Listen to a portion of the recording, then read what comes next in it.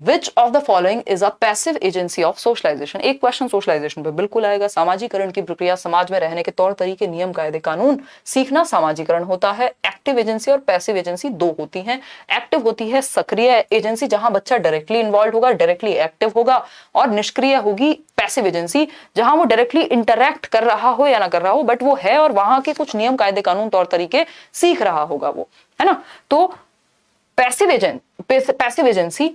Agency की अगर हम बात करें तो हेल्थ क्लब में बच्चे का एक्टिव होना जरूरी है। हेल्थ क्लब्स नहीं होते स्कूल में भी, वो भाग है उसका एक ग्रुप का, ठीक है। अगर हम बात करें फैमिली की, फैमिली में वो एक्टिवली इंटरैक्ट करता है लोगों से। इको क्लब स्कूल में बने होते हैं, इको क्लब, ये फलाना क्लब, ये ढिमकाना क्लब, कोई पौधे लगा रहे हैं, कभी कभी कुछ हो रहा है, तो ये भी आपका किसमें है, एक्टिव एजेंसीज हैं।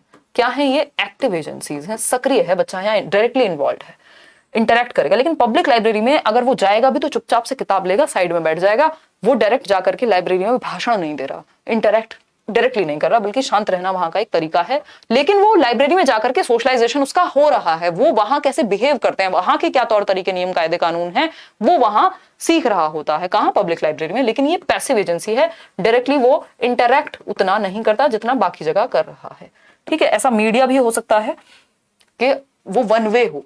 क्वेश्चन नंबर 5 देखिए।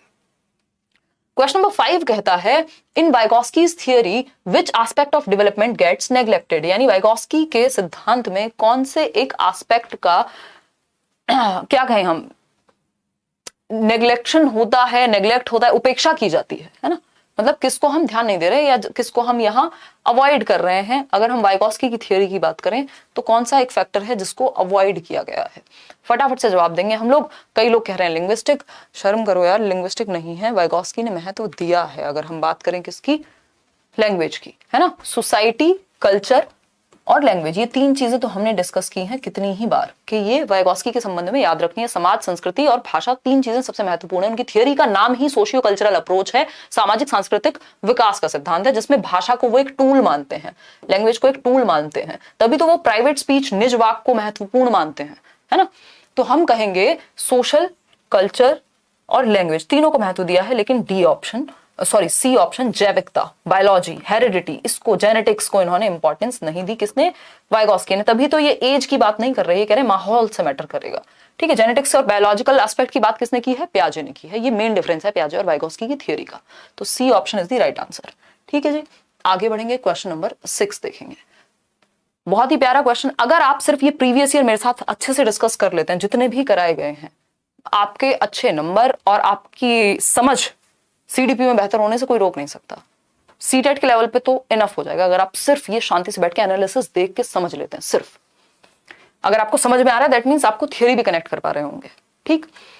6 क्वेश्चन है, क्वेश्चन नंबर 6 है, which of the following stages are involve when infants think with their eyes, ears and hands. यानी 1 वर्ष तक के शिशु जब आंख, कान व हाथों से सोचते हैं, यानी वो कुछ करेंगे भी तो पहले, अच्छा उनको इस पेन के बारे में सोचना है, वो सोचेंगे नहीं, उनको सीधा खोल के देखना है ये क्या है, और वो सोच रहे हैं अब ये करते, मतलब उनकी सोच उनके सेंसेस से है। सेंसेस आर टीचर्स, मैंने अपनी बुक में लिखा था जो पहली किताब थी, किसके लिए, सेंसरी मोटर चिल्ड्रन के लिए, ठीक है। यानी सेंसेस, अपनी ज्ञानेंद्रियों से सोच रहे हैं वो, अपनी आंखों से, अपने कानों से, अपने हाथों से, मतलब अपने सेंसेस से दुनिया की समझ बना रहे हैं। हर चीज मिलेगी उसको, तोड़ेंगे, फोड़ेंगे, कुछ करेंगे, तो ये सेंसरी मोटर स्टेज है। इसीलिए इसको सेंसरी मोटर कहा जाता है कि इंद्रिय जनित या इंद्रिय गामक के सेंसेस का और मोटर एक्टिविटीज का, अपने 5 सेंसेस और चलना फिरना यूज करके वो दुनिया की समझ बनाते हैं। तो ये वो स्टेज है जहां बच्चे अपनी आंखों से, अपने हाथों से, अपने कानों से सोचेंगे। जन्म से 2 वर्ष की अवस्था पियाजे की स्टेज है। एसपीसीएफ से आप याद रखते हैं 4 stages, sensory motor, pre operational, concrete operational, formal operational. Question number 7 देखिएगा एक बार। क्वेश्चन नंबर 7 है, Riya does not agree with Rishabh. Riya जो है वो अग्री नहीं करती ऋषभ के साथ, जो कि डिफरेंस ऑफ ओपिनियन हो सकता है 2 लोगों में। रिया एक बच्ची है, ऋषभ एक बच्चा है।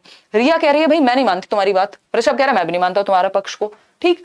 किस बारे में बात चल रही है, about setting up a class picnic, एक क्लास पिकनिक के बारे में कि क्लास को कहीं किसी जगह पिकनिक पे जाना है, और इस बात को लेकर दोनों सहमत नहीं हो पा रहे कि कहां जाएं।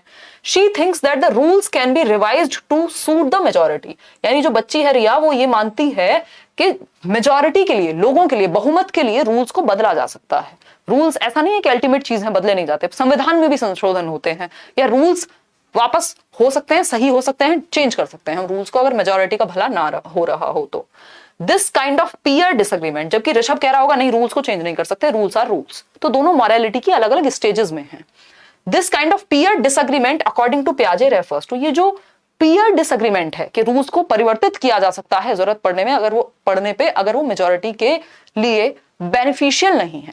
अब देखो पियाजे की मॉरल डेवलपमेंट की थियरी से एक या दो बार क्वेश्चन आया है, मैंने लेट्स लर्न पे कराई हुई है पियाजे की थियरी मॉरल डेवलपमेंट वाली, आप देख सकते हैं एक बार। तो इसको मॉरलिटी ऑफ कोऑपरेशन बोलते हैं, क्योंकि ये एकदम फैक्चुअल क्वेश्चन है। सहयोग की नैतिकता बोलेंगे, अराउंड 10 ईयर्स और अबव एज रही होगी, ठीक है। मॉरलिटी ऑफ कोऑपरेशन में क्या होता है भैया, जनधन की अगर हम बात करें बहुमत की, तो उनके अकॉर्डिंग रूल्स को चेंज किया जा सकता है। हेटेरोनॉमस मॉरलिटी होती है दूसरों के अकॉर्डिंग रहना, ये दोनों यहां बनते नहीं है। एक होती है ऑटोनॉमस मॉरलिटी, जिसका ये हिस्सा है मॉरलिटी ऑफ कोऑपरेशन हम कह सकते हैं। ऑटोनॉमस मतलब खुद के रूल्स या स्वतंत्र। क्वेश्चन नंबर 8 देखिएगा एक बार, क्वेश्चन नंबर 8 देखिएगा। क्वेश्चन नंबर 8 कहता है which one of the following is a form of Sternberg's triarchic theory. Sternberg ने एक त्रिबुद्धि सिद्धांत दिया है। पीसीए से आपको याद कराया था, शॉर्ट फॉर्म बताई थी, प्रैक्टिकल इंटेलिजेंस, क्रिएटिव इंटेलिजेंस और एनालिटिकल इंटेलिजेंस। लाइक शेयर करना अगर आप भूल गए हैं तो आप कर सकते हैं, ठीक है। पहला ऑप्शन है प्रैक्टिकल इंटेलिजेंस, बिल्कुल सही बात है, फिर भी बाकी ऑप्शन देखने पड़ेंगे। एक्सपेरिमेंटल इंटेलिजेंस, देखो एक्सपीरियंशियल इंटेलिजेंस है, जिसको क्रिएटिव का दूसरा नाम एक्सपीरियंशियल है, तो इसको एक्सपेरिमेंटल नहीं कहते, कई लोग इसमें गड़बड़ कर सकते हैं जल्दबाजी में पढ़ करके। रिसोर्सफुल जैसा कुछ था नहीं, मैथमेटिकल था नहीं, तो प्रैक्टिकल, क्रिएटिव और एनालिटिकल। प्रैक्टिकल का दूसरा नाम होता है, क्या है, स्ट्रीट स्मार्ट इंटेलिजेंस, है ना, कॉन्टेक्चुअल इंटेलिजेंस। और क्रिएटिव का दूसरा नाम है एक्सपीरियंशियल, एक्सपेरिमेंटल नहीं है, ठीक। और एनालिटिकल का दूसरा नाम क्या कहेंगे वो आप बताएंगे कमेंट करके, क्योंकि मैं रिकॉल नहीं कर पा रही हूं। एनालिटिकल को हम कहते थे कॉन्टेक्चुअल, कॉम्पोनेंशियल बोलते थे एनालिटिकल को, ठीक है। चलिए खैर, A option is the right answer. ये भी मैंने बताई हुई है, लेट्स लर्न पे कराई हुई है स्टर्नबर्ग की थियरी। क्वेश्चन नंबर 9 देखिएगा एक बार, who developed the first intelligence test, यानी किसने बुद्धि का पहला परीक्षण डेवलप किया। तो ये हम सबको पता है, 1904-5 की बात है। थियोडोर साइमन और उनके सहयोगी, जिनको हम एल्फ्रेड बिने के नाम से जानते हैं, फ्रांस में इन्होंने पहले बुद्धि परीक्षण की बात की। और ये वही व्यक्ति है जिन्होंने मेंटल एज का कॉन्सेप्ट भी दिया, मानसिक आयु भी इन्होंने ही दिया था। और 1904-5 में बुद्धि का पहला परीक्षण भी इन्होंने ही दिया था। इनके एक सहयोगी थे जिनका नाम था थियोडोर साइमन, ठीक। इतनी बात क्लियर है फ्रांस गवर्नमेंट के कहने पे, ये सब लोग हट जाएंगे, ठीक। आगे बढ़ेंगे, B option was the right answer. Question number 10 देखेंगे, फोनोलॉजिकल अवेयरनेस। अब ये आपको कहां मिलेगा, ये आपको लैंग्वेज सेक्शन में मिलेगा, ये हिंदी में भी आएगा, ये इंग्लिश में भी आएगा, ये संस्कृत में भी मिलेगा।